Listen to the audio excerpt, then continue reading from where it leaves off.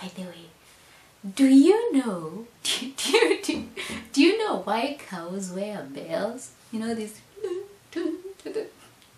because their horns don't work. Yo, what's up guys, it's Rosebud and welcome to my channel. I hope you're fine, I hope you're great, I hope this video finds you well, and I hope you had a nice weekend, you're having a relaxed weekend. Today we are looking at something that I've been watching, observing, noticing as life goes on, as I meet new people, as I grow.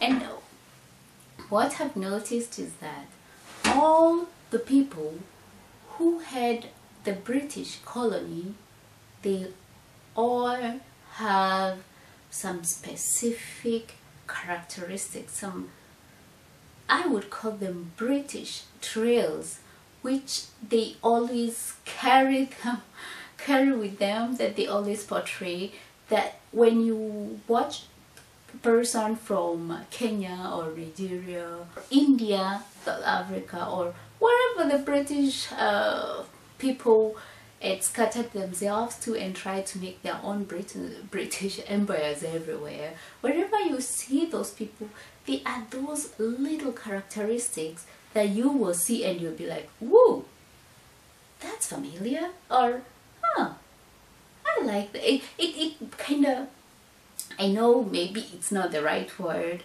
but it kind of binds. It kind of brings people together. I noticed that I cope better with people from those countries which had the British colonies more than the ones from the French or wherever. It's like, it's the instant connection.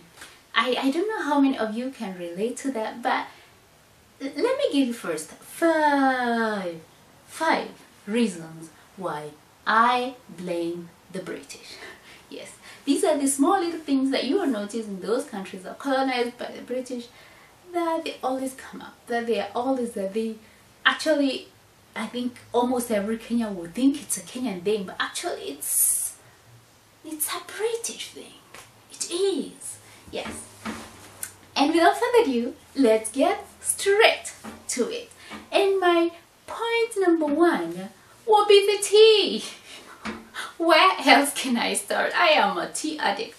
Yes, my name is Rose and I'm a tea addict. If there is a day which goes by without me having a cup of tea, I will be having a headache, a busting head. Yeah, that's how addicted I am.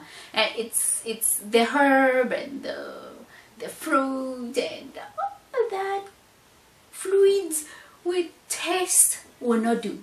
It's got to be black tea with milk and sugar. Yes. So in those countries that had the British colony, you will see that they tend to go for the tea instead of the coffee, and they will usually have their tea, other people will have their tea black. In these countries, it's always with cream and sugar, or with some sugar and lemon. So British, I know. Yes. And my point number two, it will be the beans. Oh my God. They made us eat beans so much. I think in the Britons kingdoms, they have beans for breakfast, the baked beans, or they have beans like everywhere, and they made even Kenyans have beans. Like there is a staple food in Kenya which we make with beans and corn, and it's like our main food. This is what most of the families eat, lunch and dinner every day. It's like yeah, the beans. They made us eat the beans, the British. Yes. Point number three. The point number three will go to eating porridge. Really, I love porridge. Yeah.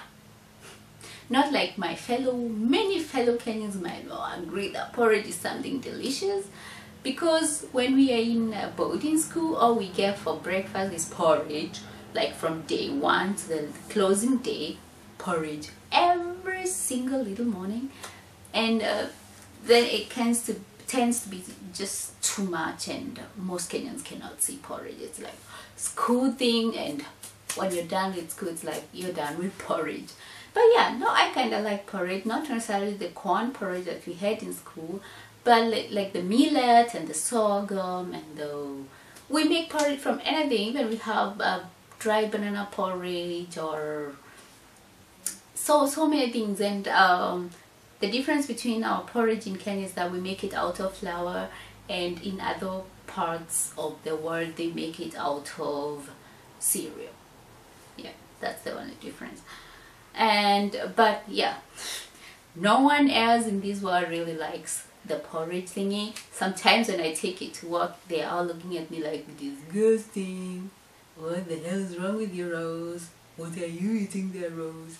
Yeah, it's kind of not every man's thing, but I like it. But it's such a British thing. They made us eat the porridge. Yes, they did. Point number 4. How do I say this now? Yeah, it's the overly politeness. You know, like when we tend to be sorry and to excuse ourselves for every single little thing, if it's our fault or not our fault. And actually I had problems at the beginning during my au pair time, because every time anything happened, I was like, oh sorry, oh sorry, I'm sorry. And they're like, why? You just don't say sorry for things that you've not done. But it's the British in us makes us just like overly apologize for everything, or just let people do things before you. Like if we are going through the door, I would just automatically be like, oh please sir, oh please ma'am.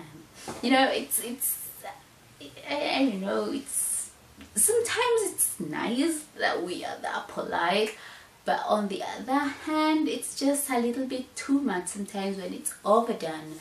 And that's what the British taught us to be. Overly polite. Sorry sir, sorry, excuse me, oh, and something like that. Yeah. My 5th and last point why I blame the British is the drinking abuse. Let me explain. This is because if you go to countries where they had maybe the German colony or Italian colonies, they kind of were taught to have the responsible drinking. Like you can have a glass of wine without necessarily overly getting drunk. Let's say so. You can have a bottle of beer without getting drunk and throwing up all the night, or you know, that kind of thing.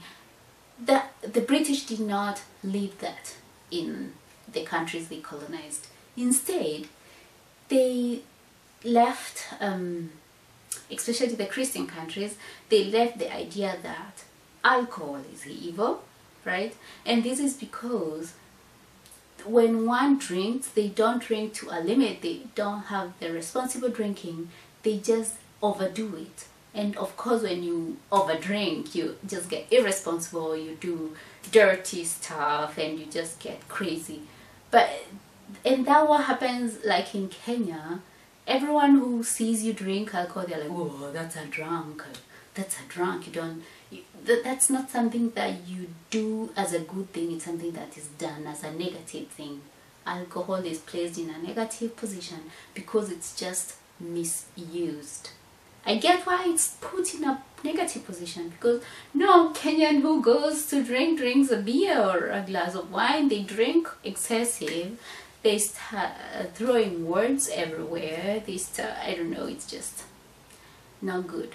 So I wished it were different, that we could just have a normal relationship with alcohol, that it doesn't necessarily have to be put in that bad shoe, but it can just be, yeah, a normal beverage.